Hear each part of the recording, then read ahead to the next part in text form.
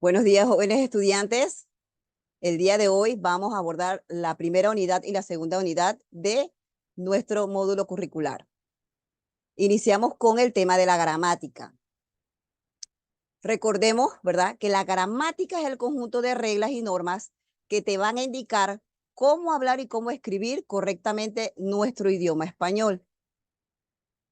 Dentro de la gramática vamos a encontrar tres funciones fundamentales que precisamente nos van a orientar y nos van a ayudar a elaborar mensajes correctos. Tenemos la morfología, que explica cómo se construyen las palabras. La fonética, que es la que va a analizar los sonidos de las letras y sus combinaciones.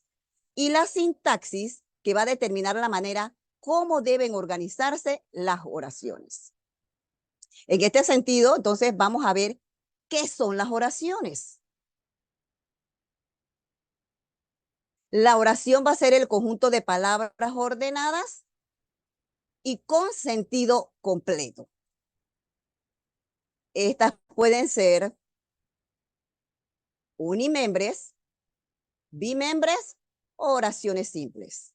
Las oraciones unimembres son aquellas que no pueden dividirse ni en sujeto ni en predicado. Sin embargo, van a tener sentido. Observemos el ejemplo. Buenos días. Hola. Claramente podemos identificar el mensaje que se nos está dando, que es un saludo. Las oraciones bimembres son aquellas que van a permitir la división de sujeto y de predicado. Veamos el ejemplo. Los alumnos leen una fábula. ¿Quiénes leen una fábula? Los alumnos. Este es nuestro sujeto y lo que está del verbo para allá, leen una fábula, sería nuestro predicado. A este tipo de clasificación se le conoce como oraciones bimembres. Y el sujeto con oraciones simples van a ser aquellos que proveen un solo verbo, es decir, un sujeto y un predicado. Mi hermana está estudiando. ¿Quién está estudiando? Mi hermana. Aquí tengo mi sujeto y está estudiando mi predicado. Por eso se le llaman oraciones simples, un solo sujeto. La oración también va a tener voz activa y voz pasiva. La voz activa es cuando el sujeto es quien va a realizar la acción del verbo. Y la voz pasiva, cuando al contrario el sujeto pasa a ser quien recibe la acción. Veamos un ejemplo. Pablo riega las hortalizas del rancho. Aquí tengo la voz activa. Para llevarla a la voz pasiva, primero tengo que identificar un verbo transitivo en mi voz activa. ¿Cómo identifico yo un verbo transitivo? Haciéndome la pregunta, ¿qué más verbo? Ahora recuerden que un verbo es todo aquello que realiza acción, pasión, movimiento. Si yo tengo Pablo riega las hortalizas del rancho, yo voy a identificar el verbo. Mi verbo es riega. Para encontrar ese complemento directo, que sería mi oración transitiva, yo le pregunto al verbo, ¿qué riega Pablo? ¿Qué riega Pablo? Las hortalizas. Entonces, ese complemento directo, las hortalizas, pasa a ser en la voz pasiva mi sujeto. Y mi sujeto que tenía en la voz activa pasa entonces a ser un complemento agente que va a ir encabezado por la preposición por. Siempre vamos a utilizar este complemento agente para llevarlo a la voz pasiva. Veamos el ejemplo número 2. Miguel pasea el gato. ¿Qué pasea Miguel? El gato. Para llevarlo a la voz pasiva, el gato va a pasar a ser mi sujeto y Miguel nuevamente entonces pasa a ser mi complemento agente acompañado de la preposición por.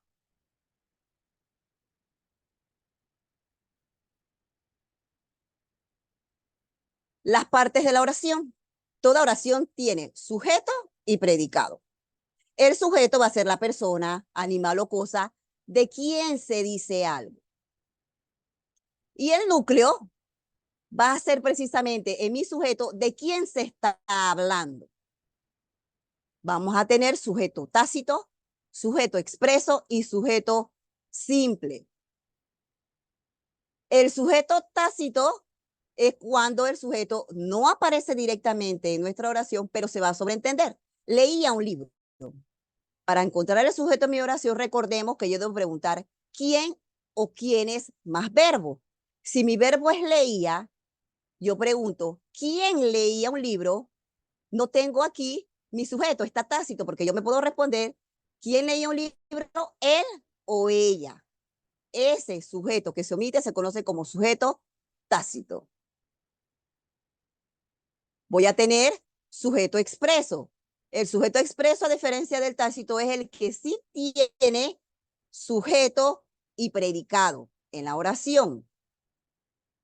Mi mamá cocina delicioso. ¿Quién cocina delicioso?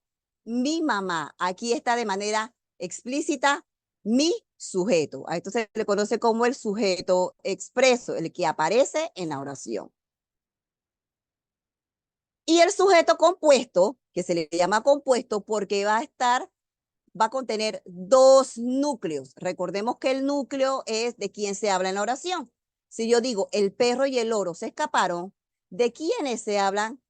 ¿Quiénes se escaparon? El perro y el loro. Ese perro y ese loro serían mis núcleos y al tener dos o más núcleos en el sujeto de mi oración, tengo entonces una oración con sujeto compuesto.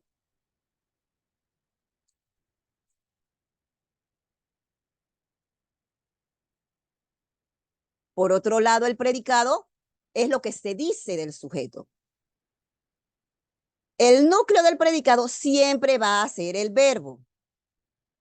Tenemos dos tipos de predicado. El predicado nominal y un predicado verbal. El predicado nominal es el que se va a construir con un verbo copulativo. ¿Cuáles son los verbos copulativos? Ser, estar y parecer. Mi amigo es alemán. Mi verbo copulativo es el verbo es del verbo ser que ya está en forma conjugada. ¿Quién es mi amigo? ¿Quién es mi amigo? El alemán. Tu amiga está cansada. ¿Quién está cansada? Tu amiga. Esos niños parecen perdidos. ¿Quiénes parecen perdidos? Esos niños. Tus amigas están preocupadas. ¿Quiénes están preocupadas? Tus amigas. Tengo mi sujeto, mi verbo copulativo y mis complementos, que serían del verbo para allá mi predicado. Tengo entonces mi predicado verbal, que viene a ser aquel predicado que se construye con los verbos que expresan acciones o procesos, es decir, cualquier verbo que no sea ni ser, ni estar, ni parecer. Julián pesca en el río. Del verbo, mi verbo es, ¿quién pesca en el río? Julián. Juega es mi segundo verbo y visitan también es nuestro verbo. Recuerden, predicado verbal, cuando tengo un verbo que no sea ni ser, ni estar, ni tener, que son verbos copulativos.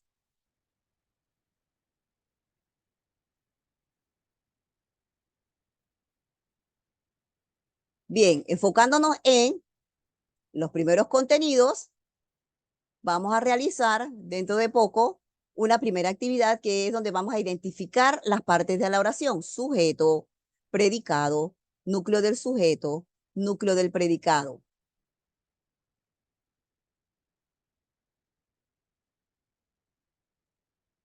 Por otro lado, tenemos ciertas normas que van a exigir que distintos elementos de una oración concuerden entre ellos.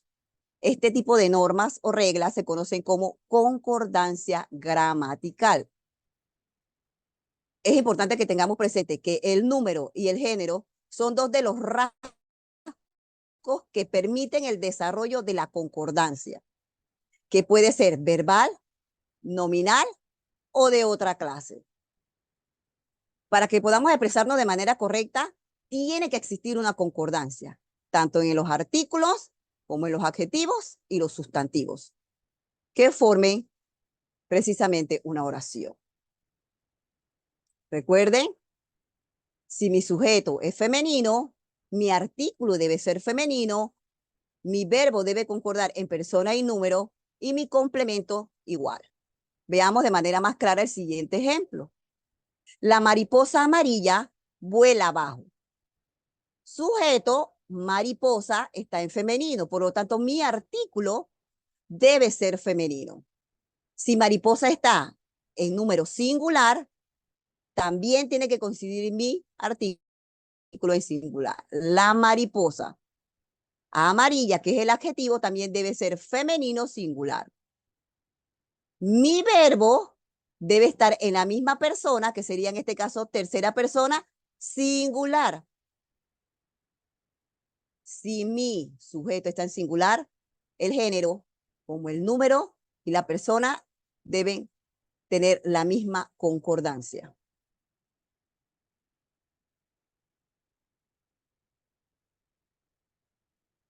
Leamos entonces las siguientes oraciones y identifiquemos dónde se irá a dar esos errores de concordancia gramatical. Esto lo veremos dentro de un rato.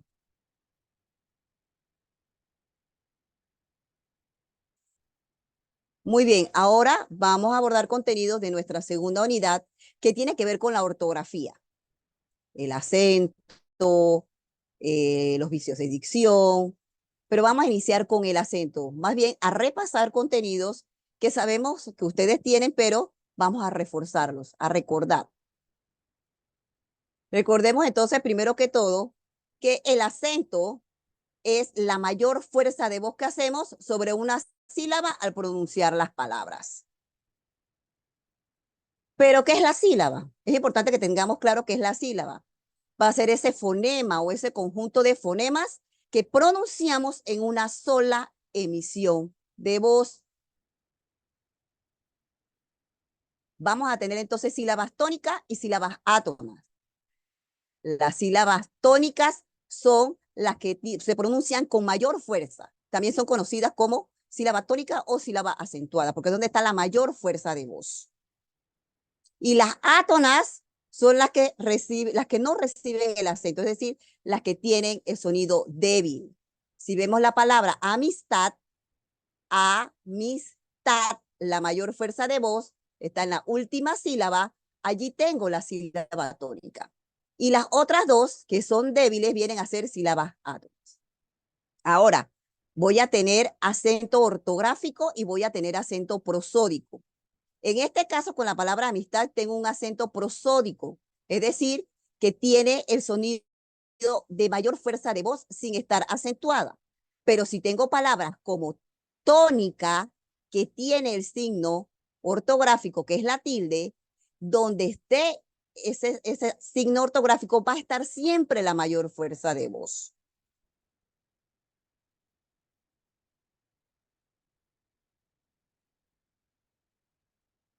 Para ayudarnos en la correcta escritura de las palabras, existen reglas generales. En este caso, reglas generales de acentuación. Las palabras, según donde llevan la sílaba tónica, tienen unas 4 clasificaciones: en agudas, en llanas o graves, esdrújulas o sobreesdrújulas. Estas reglas generales son 2. Una que es cuando estas palabras llevan tilde y otra cuando según su posición se clasifican en ellas. Por ejemplo, las palabras agudas, ¿cuándo van a llevar tilde? La regla me dice que llevan tilde cuando terminan en consonante N, S o vocal. Esa es una regla. Por ejemplo, delantal. La mayor fuerza de voz está en la última sílaba. Pero la otra regla me dice también que es una palabra aguda precisamente cuando tiene esa mayor fuerza de voz, esa sílaba tónica en la última sílaba. En el caso de balón, veo el signo ortográfico, inmediatamente yo sé que allí está la mayor fuerza de voz y la ubico ¿en dónde? En la última sílaba. Las palabras llanas o graves, la regla de la acentuación me dice que llevan tilde las palabras graves cuando terminan en consonante que no sea ni N ni S. Antes se nos decía que también llevaban tilde cuando terminaban en vocal, pero se ha descubierto o hemos detectado que vamos a tener reglas especiales en donde vamos a tener palabras que terminan en una vocal, son graves y van a llevar acentuación. Por lo tanto, entonces debemos reconocer que esa tilde va a aparecer en esa palabra grave cuando termina en consonante, que no sea ni N ni S. Y van a ser graves cuando lleva esa mayor fuerza de voz, entonces en la penúltima sílaba. Árbol, donde está la acentuación, está la mayor fuerza de voz. Última, penúltima, tengo una palabra grave. En cometa, no tengo el signo ortográfico, pero si yo busco dónde está la mayor fuerza de voz, cometa, inmediatamente detecto que en la penúltima sílaba, que es la me, tengo esa mayor fuerza de voz.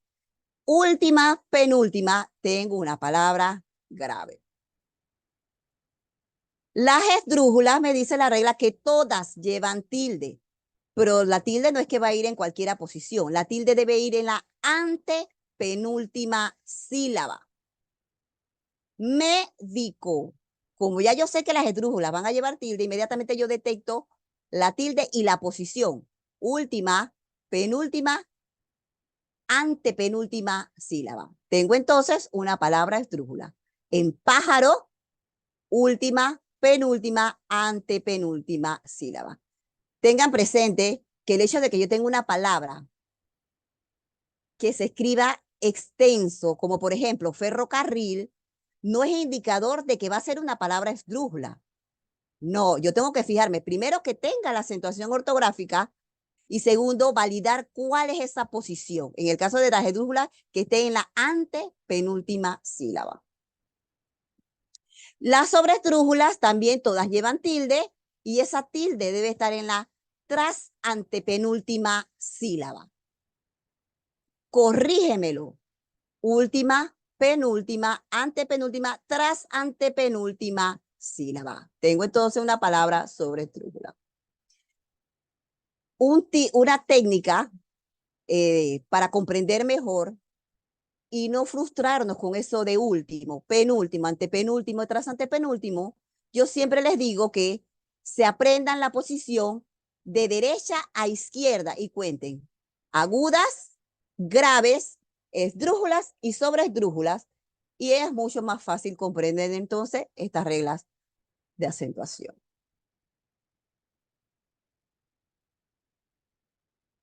Además de estas reglas generales de acentuación, es necesario que se reconozcan las concurrencias vocálicas. ¿Para qué? Para tener una comprensión más completa de nuestra lengua española. Pero cuando nos hablan de concurrencia vocálica, ¿qué nos quieren decir? Bueno, concurrencia vocálica viene a ser combinación de vocales en una misma palabra. Combinaciones de vocales en una misma palabra. Debo tener claro que voy a tener vocales abiertas y voy a tener vocales cerradas. Mis vocales abiertas van a ser la A, E, O, y mis dos vocales cerradas van a ser la I y la U. Eso no lo debo olvidar. Debo mantenerme con esa idea, debo tenerlo presente, debo memorizar esas vocales abiertas y esas vocales cerradas que me van a ayudar entonces a identificar mi concurrencia vocálica. Voy a tener dictongo. ¿Cómo se forma el dictongo? El dictongo se forma con la unión de una vocal abierta y una vocal cerrada, o una vocal cerrada y una abierta, que viene a ser lo mismo, o las dos vocales cerradas que tengo, que es la I y la U, en una misma palabra. Por ejemplo, en trueno tengo la U, que es mi vocal cerrada, y la E, que es una vocal abierta. El dictongo me dice que no debo separar la combinación de vocales. Por eso las dos vocales permanecen juntas. El dictongo no se separa. ¿Qué no se separa? La combinación de las vocales. La regla también me dice, no, repito, que la unión de dos vocales cerradas forman el dictongo. Aquí vemos el ejemplo en la palabra ruinas. Tengo la U y la I, que son mis dos vocales cerradas que forman el dictongo. Ruinas. La regla del dictongo también me dice que la Sabemos todos que la H es muda. Sin embargo, existe en nuestro alfabeto. Cuando yo tenga vocales que tengan el acompañamiento de la H, yo debo fijarme la vocal que tengo antes y la vocal que tengo después de la H. En este caso, en la palabra prohibir, tengo la O, que es una vocal abierta, seguida de la I, que es una vocal cerrada, tengo un diptongo. Y como el diptongo no se separa, la H va a acompañar a mis dos vocales. Prohibir. En el caso de cigüeña, tenemos dígrafos. Tenemos el dígrafo G, Gui, y tenemos el dígrafo cuando ya tiene la diéresis, que es la pronunciación cambia, que sería güe y gui. La regla nos va a decir que cuando tengamos palabras cuyo sonido sea del dígrafo güe y gui, yo voy a tomar en cuenta allí un diptongo, es decir, la combinación de esas vocales que lo forman. En el caso de la palabra cigüeña, por el sonido, aquí tengo un diptongo. Pero en el caso que yo tuviera palabras como guerra, guerra, el sonido es el dígrafo G. En ese caso, no tengo de manera silábica un diptongo. De manera gráfica sí, pero silábicamente por el sonido no tendría un diptongo. Otro caso del diptongo es aquellas palabras cuyo sonido de la Y, porque eso es importante que lo tengan presentes, jóvenes, esta letra se pronuncia Y, no Y. En nuestro abecedario es la Y. Cuando yo tenga en mi palabra esa Y, pero el sonido sea de la vocal I, yo lo voy a tomar en cuenta como esa vocal I cerrada. Rey. Aquí tengo un diptongo, queda igualito y no se separa nada. Porque el sonido de la Y es el sonido de la vocal. Pero si yo tengo palabras como, por ejemplo, reyes, reyes, donde se va a escuchar es el sonido de la consonante, no tendría diptongo. Lo tengo cuando suena la vocal y no la consonante. En el caso del triptongo, el triptongo va a ser la unión de tres vocales, pero no tres vocales cualquiera. Tiene que ser vocal abierta, más vocal cerrada, más vocal abierta. Es decir, dos vocales cerradas y en el medio una vocal abierta. El triptongo, al igual que el diptongo, no se va a separar. Deben permanecer unidos esas tres vocales. Estudiáis, si bien mi vocal abierta, que es la del medio, está acentuada, no impide la formación del diptongo. En buey, aquí vemos que la consonante Y tiene el sonido de la vocal. La palabra queda igualita porque el triptongo se debe permanecer unido. Tengo la U, que es vocal cerrada, más la E, que es la vocal abierta, y la I, que es una vocal cerrada. Igual que Uruguay y cambiáis. Recuerden que el triptongo no se separa. ¿Qué no separo? La combinación de las vocales. Y el hiato, que va a ser la unión de dos vocales abiertas. Recuerden que las vocales abiertas son la A, la E y la O. La combinación de dos vocales abiertas o una vocal abierta con una vocal cerrada, que en este caso esté acentuada, se forma entonces el hiato. El hiato se separa. En el caso de la palabra leer, tengo dos vocales abiertas, por eso hago la separación. En el caso de baúl, tengo la A, que es una vocal abierta, y la U, que es una vocal cerrada, pero la diferencia aquí es que mi vocal cerrada aquí está acentuada. Y cuando esa vocal cerrada, sea la U o sea la I, lleva la tilde, tengo un hiato y las debo separar. Igual en el caso de maíz, A, vocal abierta, más I, vocal cerrada acentuada, tengo el hiato y la debo separar. En el caso de palabras con H, debo fijarme la vocal que tengo antes y la vocal que tengo después. En este caso, en la palabra cohete, tengo la O, que es una vocal abierta, y la E, que es otra vocal abierta. Y como la regla me dice que el hiato se separa, en este caso, esa H muda se va a ir acompañada de mi segunda vocal abierta.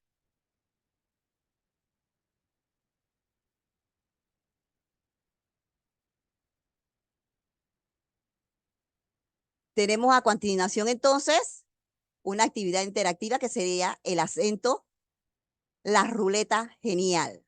Aquí vamos entonces a validar para ver los aprendizajes hasta el momento. Vamos a ver por 25 puntos, unión de dos vocales cerradas en una misma sílaba. A ver, ¿cuál es nuestra opción correcta según la regla? Dictongo, correcto. Muy bien. Por 100 puntos, unión de vocal abierta y vocal cerrada acentuada. Me fijo en la regla, a ver. Correcto, es el hiato que se forma de la unión de una vocal abierta y una cerrada acentuada. Por 75 puntos más, veamos. Llevan tilde cuando terminan en N, S o vocal. ¿Serán las esdrújulas? ¿Serán las graves o serán las agudas? Las agudas, correcto. Por 250 puntos. Búho es una palabra con diptongo, hiato o triptongo. Vamos a ver. Tengo vocal cerrada acentuada más vocal abierta. Tengo un hiato, correcto. Por 50 puntos. Lámpara es una palabra. ¿Esdrújula, sobreesdrújula o grave? Veamos la posición de la tilde. Última, penúltima, antepenúltima. Esdrújula, correcto.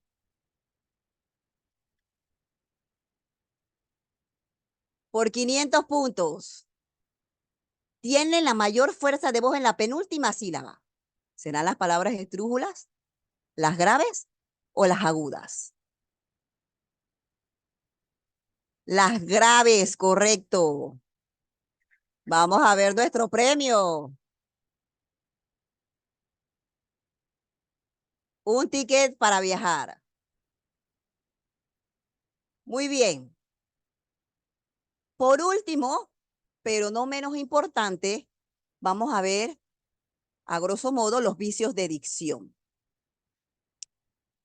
¿Qué son los vicios de dicción? Tengamos claro que los vicios de dicción van a ser esa forma de construcción o empleo del vocabulario inadecuado, tanto en los textos orales como en los textos escritos, que definitivamente van a dificultar la comprensión del mensaje que queramos comunicar. En este caso vamos a ver 6 vicios de dicción. Tenemos los barbarismos. Los barbarismos son aquellas palabras mal escritas, mal acentuadas o con expresiones defectuosas. Aquí vemos en el caso de las palabras mal escritas, solidaridad, ansina, palabras ambiguas. Palabras mal acentuadas, como el caso de examen. Si recordamos las reglas generales que acabamos de ver, examen no debe llevar tilde. Examen, porque es una palabra grave terminada en N y la regla me dice que cuando termina en N un S no debe llevar tilde. Por lo tanto, aquí vemos entonces ese barbarismo. Y en expresiones defectuosas, aquí vemos entonces qué onda como ciertos coloquialismos. En el caso de la redundancia, viene a ser lo que es la repetición innecesaria de vocablos o conceptos. Beber líquidos, subir para arriba, bajar para abajo. Bien, les hago la salvedad que, como para la Real Academia Española de la Lengua, muchas veces Lo que se hace costumbre se vuelve norma. Han dicho que decir subir para arriba, entrar para adentro, salir para afuera, no es incorrecto si lo hacemos de forma coloquial, que no recomienda que se haga por escrito. Ellos recomiendan, sugieren que no seamos redundantes, pero hacerlo de forma oral tampoco se dice que es incorrecto. Pero recomiendo que lo evitemos, porque muchas veces ya está explícito ese mensaje y no es necesario hacer la repetición. La cacofonía viene a ser aquellos sonidos que resultan desagradables al oído, como por ejemplo cuando tenemos los trabalenguas o cuando tenemos la repetición de la primera letra de una palabra de forma constantes. Por eso se dice que son desagradables al oído por la continuidad de los sonidos. Vamos a ver un trabalengua así rápido, rápido. Compadre, cómpreme un coco. Compadre, no como coco porque poco como coco, poco coco como, poco coco compro. Por eso se dice que suena desagradable. Vulgarismo. Los vulgarismos vienen a ser esas palabras o expresiones que se emplean de manera errónea. En vez de a lo mejor, de a la mejor, debe ser a lo mejor, que es la forma correcta. Rompido, jamás. Roto. Una que utilizamos constantemente es el aiga. Aiga es incorrecto. La forma correcta es haya. Ahora, la palabra aiga existe, pero se va a tratar de un tipo de automóvil que nada tiene que ver con el haya. La anfibología, que viene a ser esa forma, como decimos las cosas, que se prestan a una doble interpretación. Ese es el perro de mi vecino. Yo tengo que ser una persona, estar clarita en el mensaje que se me quiere comunicar para no crear esa confusión al momento de la interpretación. Miren esta, el burro de tu primo se perdió. Aquí yo tendría que ordenar de manera correcta el enunciado para que no lleve a esa anfibología. Calcetines para caballeros de lana. Lo que yo quiero decir que es que hay calcetines de lana que son para caballeros. Si no, estaría diciendo que los caballeros son de lana. Entonces a esto se le conoce, a este vicio de edición se le conoce como anfibología. Y por último tenemos entonces la pobreza léxica, que viene a ser ese uso reiterado y excesivo de los mismos vocablos para los cuales ya existen una forma precisa de nombrarlos. Yo no hago un edificio, yo construyo un edificio. Yo, en vez de hacer el arroz, cocinar el arroz. En vez de tener grandes cualidades, posee grandes cualidades. La pista tiene 100 metros, no, mide. Estamos mal acostumbrados a utilizar casi siempre los mismos verbos. Ser, estar, tener o hacer. Cuando tenemos un mundo de verbos que podemos emplear de manera correcta. Muy bien, jóvenes, y hasta aquí mi presentación. Vamos entonces a la parte de preguntas y respuestas. Muchas gracias.